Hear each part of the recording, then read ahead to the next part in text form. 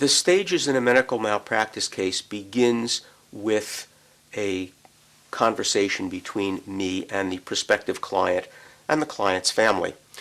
I want to know everything that happened, everything from the client, why they feel that the doctor or the institution was negligent. How did the problem occur?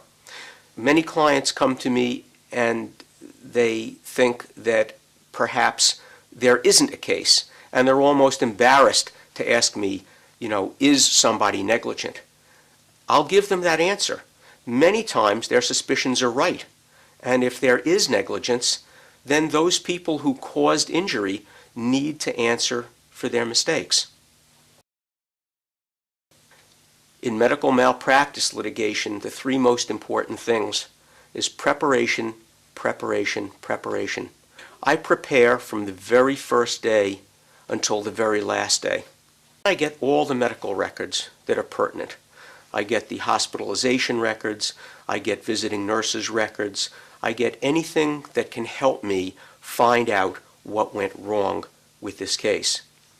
I then take all that information and I find a medical expert or medical experts who are tops in their field across the country, professors of major teaching hospitals across the country, locally Massachusetts General Hospital, Brigham and Women's Hospital. I want to get the finest people to help prosecute that case. That expert then writes a letter in support of the client's position. We then take that letter and file the case in court. A tribunal is then held, which is a meeting between a judge, a lawyer, and a physician, and both I and the doctor's attorney will present a mini argument to that tribunal panel. When the tribunal panel finds in favor of me and my client, we're allowed to move forward with the phase of the case called discovery.